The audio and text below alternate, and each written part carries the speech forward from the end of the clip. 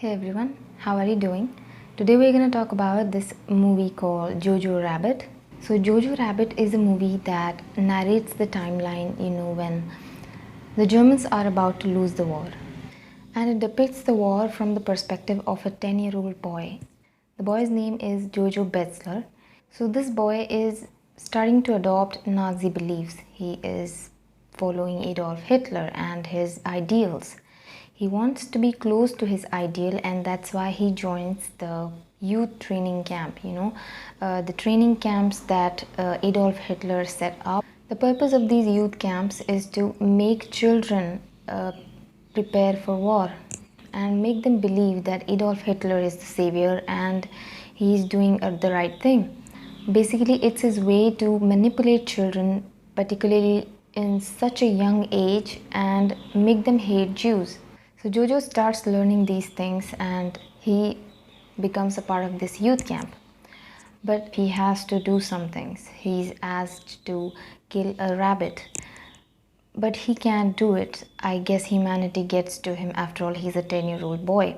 He tries to let the rabbit go and, set it free, but he couldn't. The rabbit gets killed. Now Jojo lives with his mother because his father is in resistance. He's working to make the country a better place. He's trying to bring change into the world. So Jojo lives with his mother, and his mother is also trying to help this resistance from the inside of the country. One day Jojo finds out that his mother is hiding a Jew girl in the house, and he's shocked by this fact and he doesn't know how this could be possible. But he starts to doubt his own mother. He starts to believe that she doesn't believe in these Nazi ideals. Now Jojo is conflicted. He doesn't know exactly what to believe in. He already believes in the Nazi ideals, but he still wants to explore what the truth is for himself. It's this one quality in Jojo that I think most people should have. Whenever we are told something, we are taught something, we just learn it and start believing it outright, and we start acting accordingly. But we don't think and we don't give it a thought before doing something, before thinking the most basic of things, like, is everything I'm doing right? Is it exactly that I should be doing? Is it exactly the way I should be doing it? These are questions that we should be asking ourselves, and these are the questions I think that Jojo asks himself too. He's a mere 10-year-old, but he still wants to know what it is exactly that makes his mother, hide this girl. So he starts spending time with this Jew girl. Her name is Elsa. So he starts spending time with her, and with time he realizes that people are one and the same. They are not very different. Everything he's been taught, everything he's been told in his youth camp was not right. Jew people are not monsters. They are not evil. They want the same things that other people do. They want the same things that Germans do. So he starts figuring it out himself, and ultimately he tries to set the girl free. One more thing. While watching the movie, you'll see that Jojo is accompanied by Adolf Hitler himself, and it's not actually Adolf Hitler, but it's Jojo's own beliefs and his own ideologies, everything he has been taught and everything he has learned from these Nazi teachers, Nazi camp. All of it has manifested itself as Adolf Hitler. So basically he's trying to talk to himself when he's talking to Adolf Hitler. He's trying to rationalize what's happening around him. He's trying to see what it is exactly that made his mother save this girl, risking her own life and her own son's life. You can see there's a moment in the movie when Jojo and his mother are in the riverbank and Adolf Hitler is watching them from afar. It actually signifies that everything he has believed in, all the Nazi beliefs, it's all still there. But he's being affected by his mother. He's being affected by Elsa. He's slowly absorbing his mother's words. He's trying to understand what it is that he has with Elsa. He's starting to like Elsa, and when his mother tells him that love is the strongest thing in the world, he doesn't really believe it, but he's willing to try. He's willing to learn what it is exactly that makes his mother say these things. He wants to know and explore these things, and that's exactly the reason why he's being affected by his mother's words. He's in a way reasoning with his subconscious, because he can't deny what he feels for the girl. He can't deny what he feels for Elsa. So how can you deny something that you feel yourself, and rather believe something that you just have been taught and never experienced? He understands that it's really too strong. It's stronger than any other Nazi beliefs he has ever had, and I guess his mother was right. Love is the strongest thing in the world. There is another thing. In the movie, you will see that Scarlett Johansson, Jojo's mother, is killed. She's basically punished for trying to help the resistance stand up against the government, stand up against Adolf Hitler himself. That was the moment when I became really emotional, because a 10-year-old losing his mother like that and left completely alone all by himself, just because his mother tried to do the right thing. It's terrible, really, and the way it's been portrayed in the movie is really heartbreaking. There is another thing that was, I think, a symbol or metaphor of some sort. When Jojo is with his mother, he's sitting in front of her hanging body. You'll see that there are houses, and they have windows that kind of seem like eyes. And I think it symbolizes the very fact that sometimes we just see wrong things happening in front of us and we still don't do anything. And it makes you understand that the anarchy was everywhere, and people feared Adolf Hitler. People feared to be punished, they feared to be killed, they feared for their life. I mean, a part of the world was burning and people were being butchered, and still there were people who could do nothing but just watch.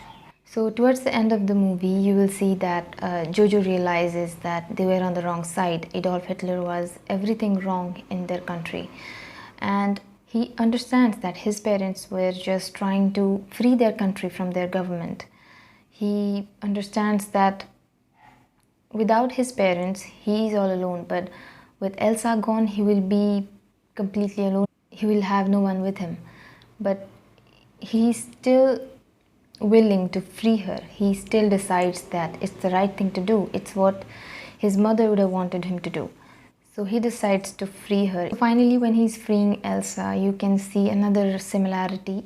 He treats her exactly the way his mother used to treat him. Before, when he met an accident, he was like a little rabbit who couldn't protect himself. So his mother had to protect him. His mother had to expose him to the world and make him ready to fight the world, make him ready to live his own life. And I think that's what the untied shoelace thing signifies, because Jojo couldn't tie his own shoelace by himself, so it's his mother that used to do it for him. But in the end, while freeing Elsa, Jojo does it for Elsa. He now knows to live in the world. He's not a scared rabbit anymore. He's trying to free Elsa. So he treats her the exact same way. He wants to make her free. He wants to protect her, but then he also wants her to live her own life. He wants to make her ready to be out there in the world. So in the end, he treats her exactly the way his mother used to treat him. So now I think the movie is absolutely amazing. Jojo Betzler, played by this young boy, I don't know his name. I think he has done incredibly amazing. His friend Yorkie is also equally amazing. I think they are just adorable. I can't get over the fact that whenever they see each other, whenever they meet each other, they hug and they wish each other well. And that's just rare. You don't see things like this. I really like his friend, that chubby little friend of his. Also, Scarlett Johansson is absolutely phenomenal. I mean, she's the Black Widow, so of course she is. She has done really well. I like the part where she plays both Jojo's father and mother. It was a little thing, but it means so much.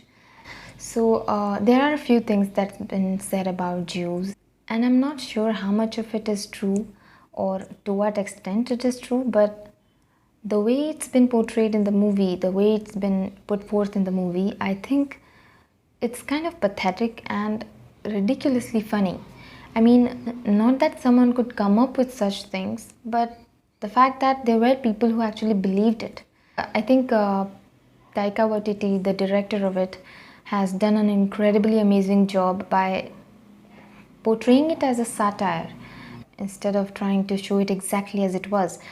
Uh, because you need to remind yourself that you're seeing it from the perspective of a 10-year-old, and a 10-year-old has not experienced war, a 10-year-old has not known what it is to be in a war, to be a soldier.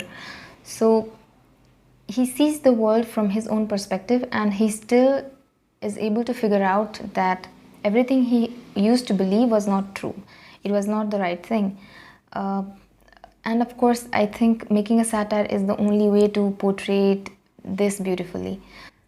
Now, Sam Rockwell has played the character called Klenzendorf, and Klenzendorf is this trainer these children have in their youth camp, and his job is to train these young people and make them ready for war, basically make them hate Jews. And while watching this, you will realize, and in very many situations you will see, that Klenzendorf is not exactly a believer in Nazi beliefs. He doesn't really want to be in this war. He doesn't want to fight people and kill innocent people.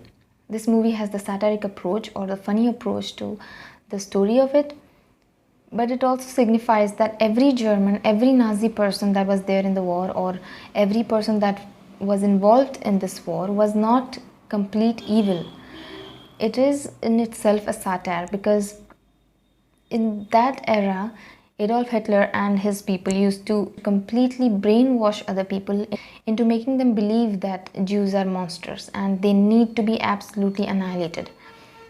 But even in that era, there were people who were in the Nazi community, who were in the German army, and still didn't believe that. And it's, I think, a satire in itself. So this is an amazing movie. I really liked Yorkie, his chubby little friend, and Jojo has done an amazing job. I can't imagine a 10-year-old being so good in delivering something like this. I think he has done amazing. Both these friends have made the whole thing feel even more beautiful, because in one part you can see that they are innocent little boys and they're vulnerable to everything they are being shown or taught, but they still see the horror of the war, and still in these difficult times they have the ability to see things for what they are, to figure things out themselves, that everything they were being taught was not right. There were these incidents of, time to time house raids and burning books and punishing people by hanging them publicly. It's all inhuman, and even a 10-year-old can understand after seeing all these that these things are not making them any better. This movie kind of makes you feel that it's not that hard to be human. It's not that hard to let go of those bias, those prejudice that you have been taught or you have learned over the years. We somehow sometimes forget that we need to think before we act. We need to understand what it is exactly we are doing. We need to ask ourselves if whatever it is we are trying to do, is it the right thing to do? We think that we have learned almost everything and now all we have to do is act. But I think we learn till our last breath, and this movie shows that. Jojo, even after being such an avid admirer and follower of Nazi beliefs, still could change himself into believing that love is the strongest thing in the world. And that's the only way to look at a human, not the way Adolf Hitler does it.